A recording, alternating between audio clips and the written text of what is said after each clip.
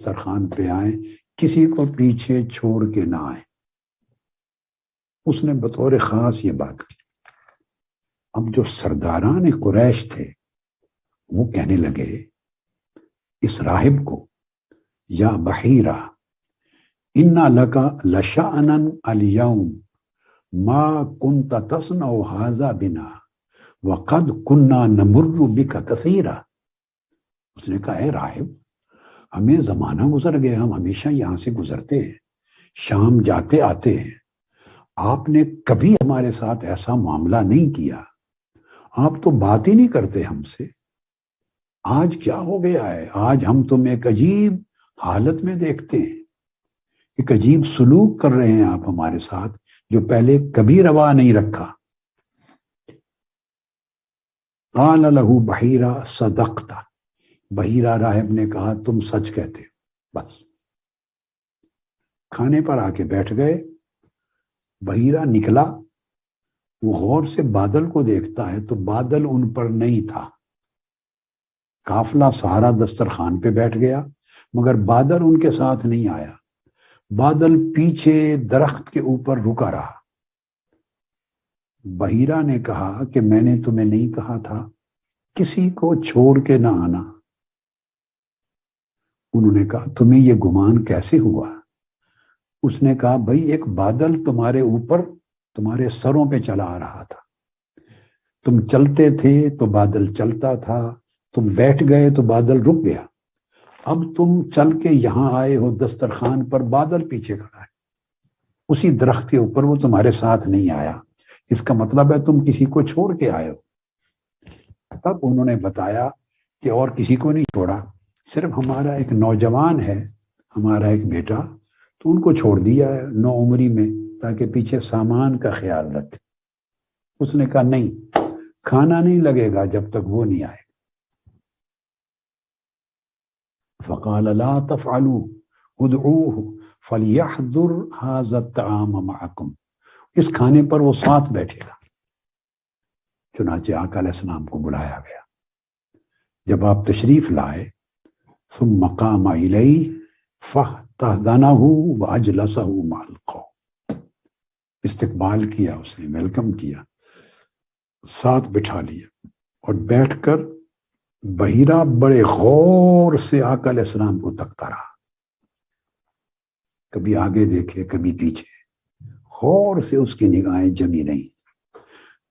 فلما رآہ بحیرہ جعل یلحظہ لحظا شدیدا وینظر الی اشیاء من جسدہ وقد کان یجدھا عندہ من صفته، غور سے تکتا رہا آقا علیہ السلام کو، اور جو جو چیزیں اس کے پاس تورات میں، انجیل میں اور بنی اسرائیل کی آسمانی کتابوں میں درج تھی، اس کے علم میں تھا، حضور علیہ السلام کی صفات کا اور علامات کا، اس کے مطابق ایک ایک چیز کو چیک کرتا رہا، وہ اپنے کام میں مست تھا۔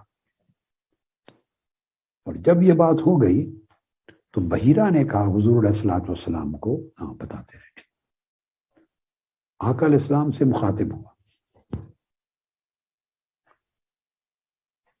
اس نے پوچھا جب کھانا کھا چکے لوگ اور ذرا آگے پیچھے ہو گئے، وہ حضور علیہ السلام کے پاس آ کے بیٹھا اور کہتا ہے فقال بحیرہ، کہنے لگا لا تسألنی، نہ اس نے کہا بحیرہ نے یا غلام اسألک بحق اللات والعزى الا ما اخبرتنی عما اسألک عنہ، اے نوجوان میں تمہیں لات اور عزا، یہ 2 بت تھے جن کی پوجا کی جاتی تھی، لات اور عزا کا واسطہ دیتا ہوں کہ میں جو جو سوال تم سے کروں مجھے اس کا بالکل صحیح صحیح جواب دے دینا، کچھ بھی نہ چھپانا، اور یہ لات اور عزا کا واسطہ دے رہا ہوں۔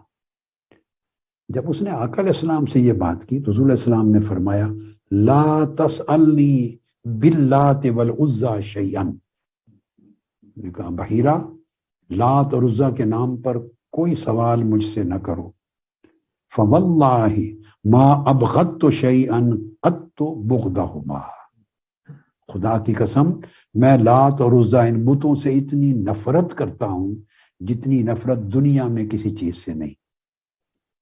وہ سمجھ گیا، اس نے کہا اچھا اللہ کے نام پر سے بات کرتا ہوں، اللہ کے نام پر جو پوچھو بتا دے۔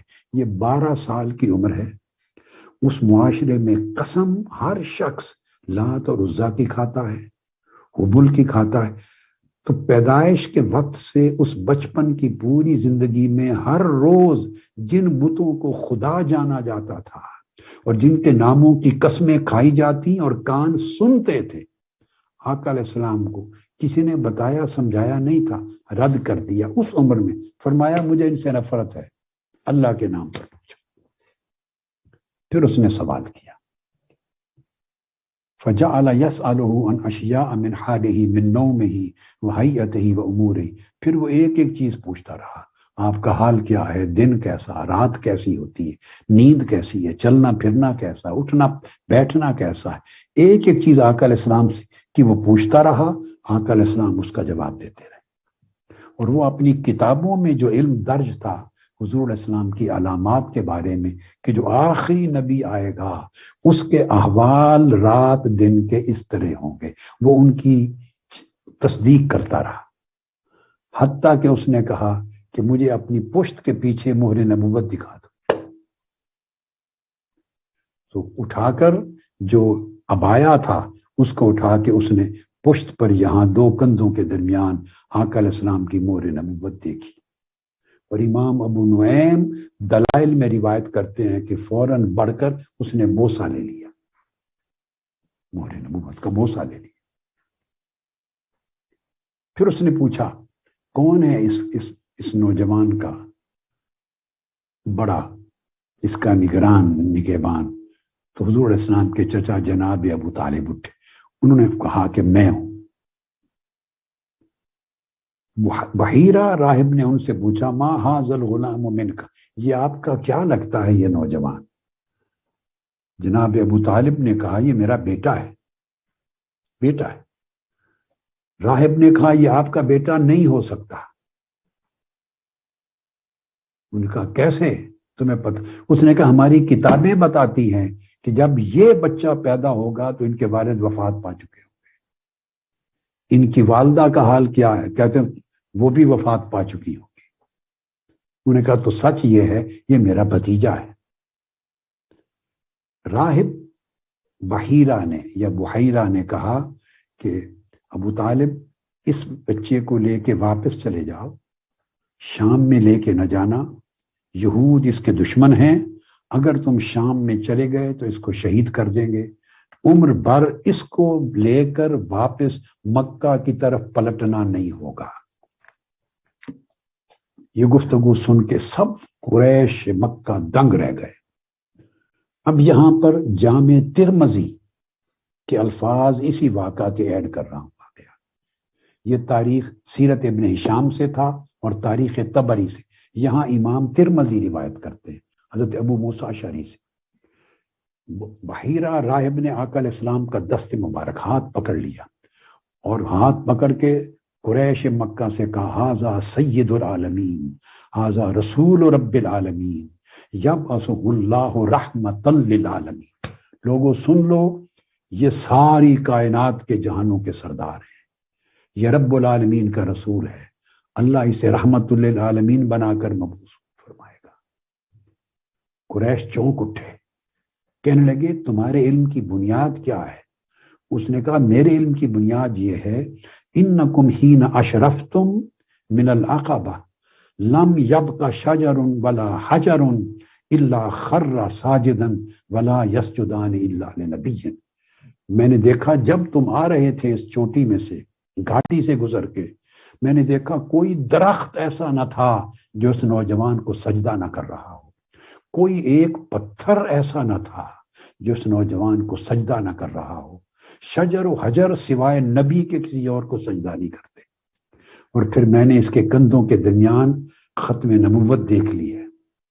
اور پھر بحیرہ راہب نے کہا تم دیکھتے نہیں ہو جہاں یہ بیٹھتا ہے درخت کی ٹہنیاں بھی اس کے اوپر سایہ فکن ہو جاتی ہیں، جدھر چلتا ہے بادل اس کے ساتھ چلتے ہیں، لہذا اس کو روم شام لے کے نہ جانا، یہود حسد کرتے ہیں، ان کو شہید کر دیں گے۔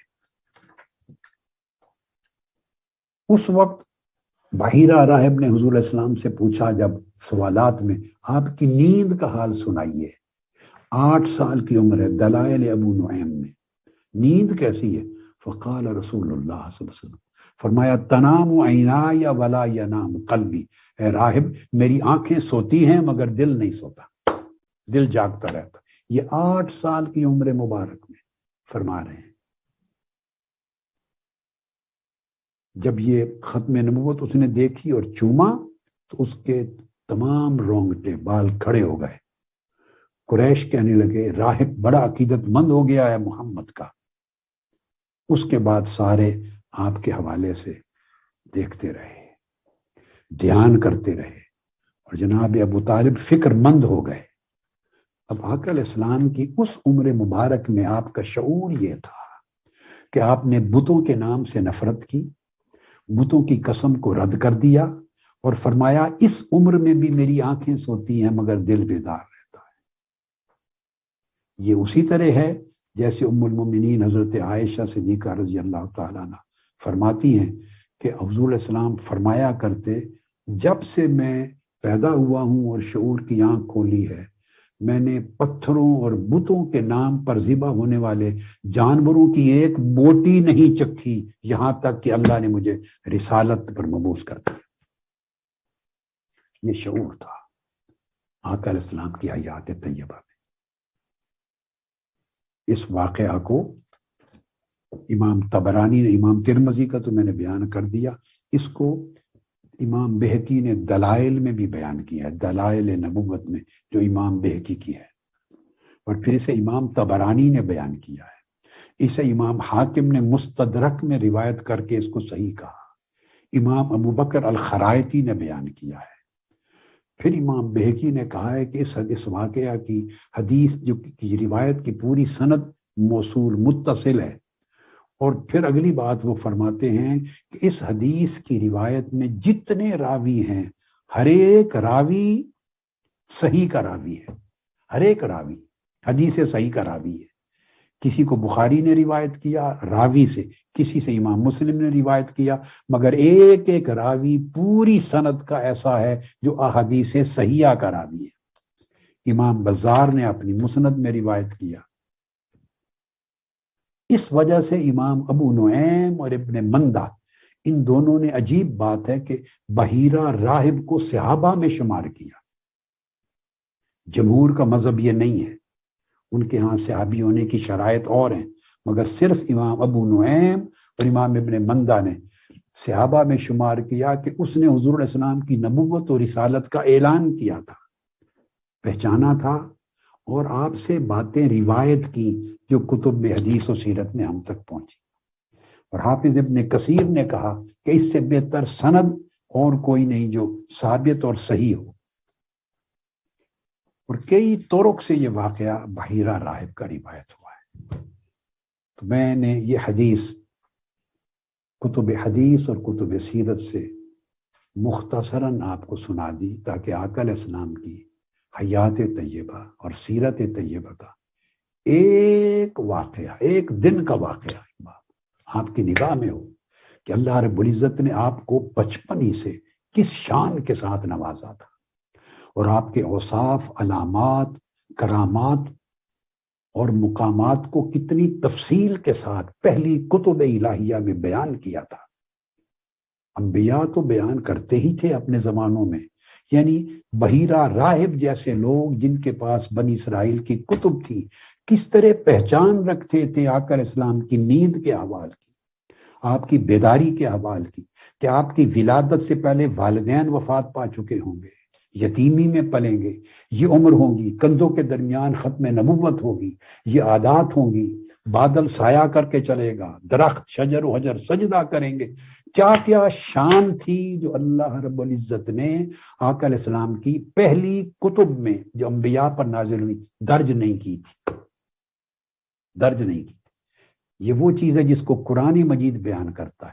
الذی یجدونہ مکتوبا عندہم فی التوراۃ والانجیل، جو تورات اور انجیل میں حضور علیہ السلام کی شانیں لکھی ہوئی پاتے ہیں، پڑھتے ہیں، سناتے ہیں.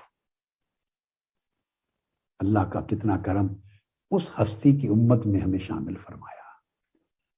سو آپ سے محبت اور آپ کے ساتھ تعلق عشقی کا تقاضا یہ ہے کہ اپنی زندگیوں میں آقا علیہ السلام کی سیرت طیبہ کی جھلک پیدا کرو، اتباع پیدا کرو، آقا علیہ السلام کے اخلاق، آقا علیہ السلام کی سیرت طیبہ، آقا علیہ السلام کی عادات، آقا علیہ السلام کی سچائی، صداقت، برائی سے نفرت، ایک ایک چیز آپ کی سیرت میں، کردار میں، طبیعت میں، مزاج میں جھلکتی نظر آنی چاہیے۔ اگر مزاجوں میں سچائی نہیں ہے تو حضور سے محبت نہیں ہے۔ اگر آپ کی طبیعتوں کے اندر سچائی نہیں ہے، اخلاق نہیں ہے، نرمی نہیں ہے، محبت و مودت نہیں ہے، خوش خلقی نہیں ہے، تواضع انکساری نہیں ہے، دوسروں کی پرواہ کرنا، خیال رکھنا، دوسروں پر نگاہ رکھنا، ان کی ضروریات کو پورا کرنا، دوسروں پر عیبوں پر پردہ ڈالنا، اس کی اچھائی کو بیان کرنا، برائیوں کو چھپانا، اگر یہ خوبیاں آپ کی سیرت اور کردار اور طبیعت اور مزاج میں نہیں ہیں تو اس کا مطلب ہے ہم نے آقا علیہ السلام کے سیرت طیبہ کے اور محبت کا جو فیض ہے اس پیالے میں سے ایک گھونٹ بھی نہیں پڑا۔ آقا علیہ السلام کی سیرت طیبہ کے جو عکس ہے اسے اپنی زندگی اور اپنی سیرت کے آئینے میں لے آ، اور اس کا طریق یہ ہے کہ عبادت کریں اور اپنی سیرت کو سنواریں، اخلاق کو سنواریں، جب بات کریں تو سچائی کی بات کریں، کسی کی نہ برائی کریں نہ برائی کہیں، نہ برائی کریں نہ برائی کریں نہ کہیں، جب کریں اچھائی کریں اور جب بولیں اچھائی کا بولیں، دوسروں کی اچھائی بیان کریں، برائی سے، گناہ سے، کفر سے، شرک سے، عیب سے نفرت کریں مگر عیب دار سے نفرت نہ کریں، استقامت رکھیں حق پر، صداقت پر، سچائی پر، آپ کا کردار، آپ کا تقوی، آپ کی سیرت، آپ کی طبیعت روشن ہو نور کی طرح، آقا السلام کی سیرت کا آئینہ ہو۔ منہاج القرآن کا قیام کا یہی مقصد اور یہی پیغام ہے۔ اور آج یہ جو لیلۃ المولد النبوی ہے، میلاد پاک کی رات، اس کا میسج یہ ہے جو میں نے آپ کو دیا، اسے لے کر جائیں اور سیرت طیبہ کے فیض کی شمعیں اپنی زندگی میں جلائیں، زندگیوں کو روشن کریں، تاریکیاں ختم کریں اپنی زندگی۔